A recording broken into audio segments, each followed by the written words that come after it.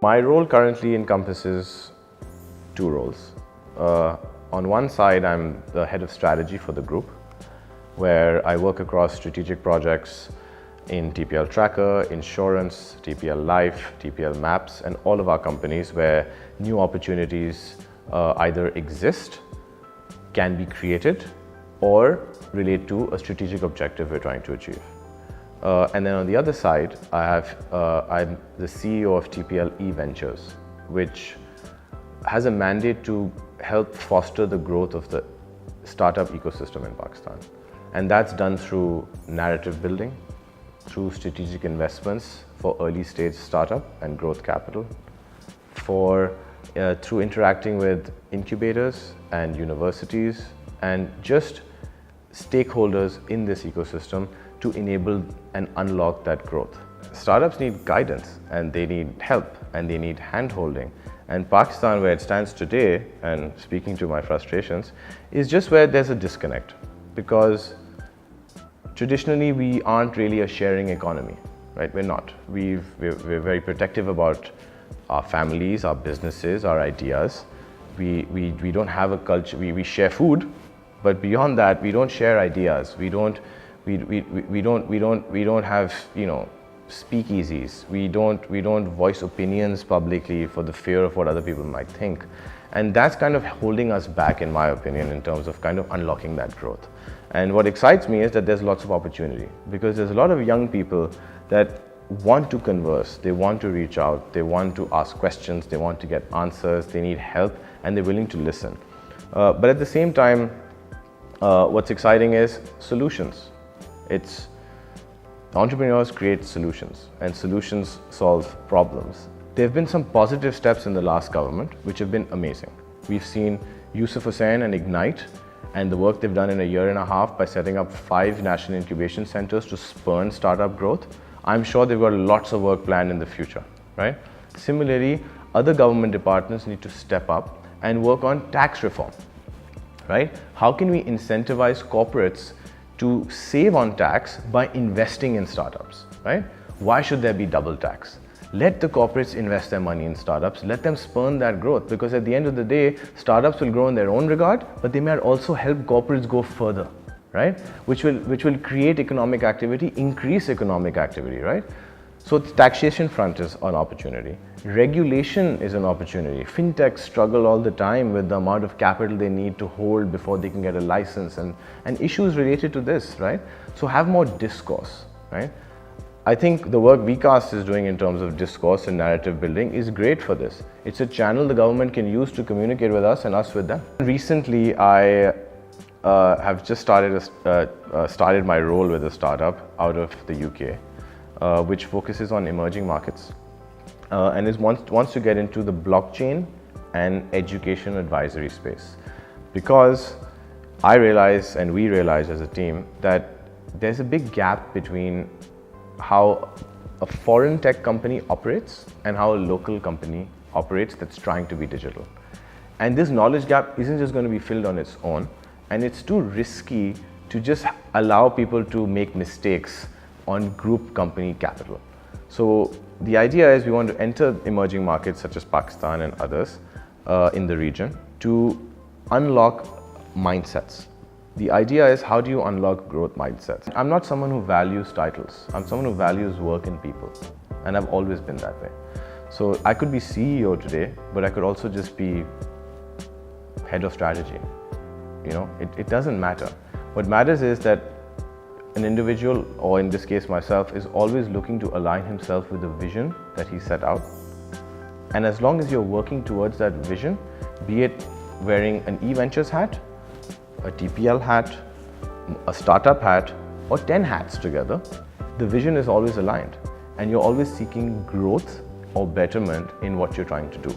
And as long as that's what the challenge is, as long as you're trying to just be better at what you do in a better way, in a better form, with a better attitude, then success is always around the corner. That's how I look at it. So it's not about the title. People should work for what drives them. People should wake up in the morning for what they're interested in doing. If you're in a dead-end job, switch. But if it's not a dead-end job in terms of drive and passion and vision, and it's just about the money, or if it's just about the title, then you just need to reevaluate yourself. It's your true north, right? How do you find your true north as an organization?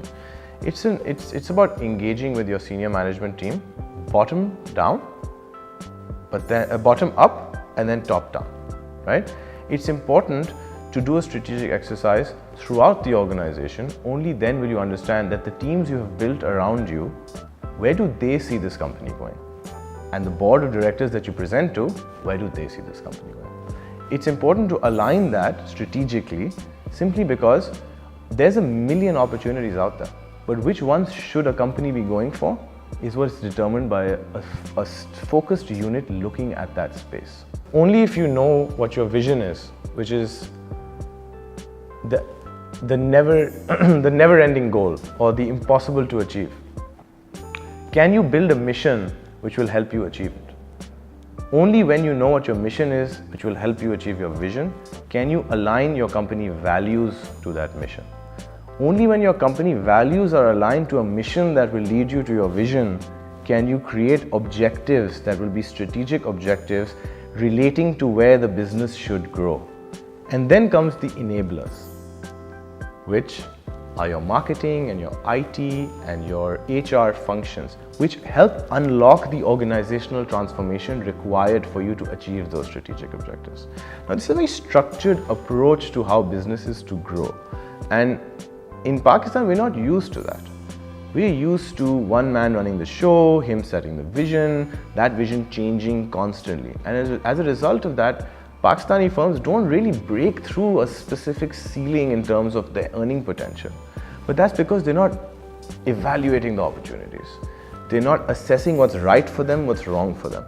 So from that perspective alone, I think a strategy role is key in today's Pakistan.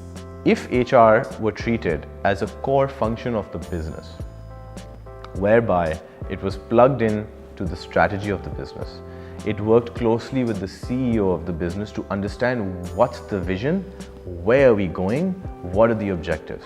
Because it's those objectives that bring about change in an organization as it moves forward. And more often than not, incumbent employees are used to an old way of doing business, and if you stay in that rut of just working the same way, you will never move forward. So when new initiatives such as recently we're seeing across Pakistan, digitization, everyone wants to go digital. What they don't understand is digital just doesn't mean sales. Digital means digitizing your operations and how business is done. And people who lived in Pakistan and come from various industries to work for you have never seen that before and have never worked in those practices. So it's unsettling. Now, what will happen is if you're bringing, say, for example, a digitization implementation into a company, people from the sales department or the operations department will be concerned. They'll be concerned whether their jobs will be redundant moving forward because of this automation or this digitization. They're concerned because they don't know how to use systems and they aren't brought up in a culture to use tools, right?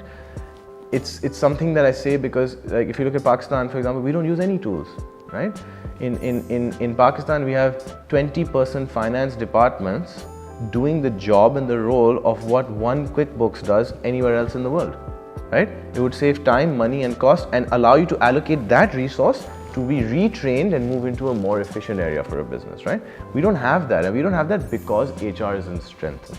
Now, these same people that go voice their concerns to HR can either view them as an employee who's complaining and eventually you see the churn and the employee leaves, or because HR is plugged in with the strategic vision of the company and the growth plan and the CEO's office, they counsel that employee into understanding the benefits of that change, not just to himself, but to the organization.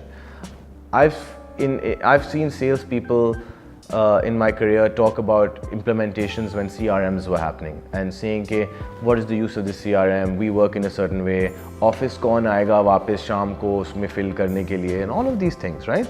But that's also because they don't understand that if they use the system properly, their earning potential would increase.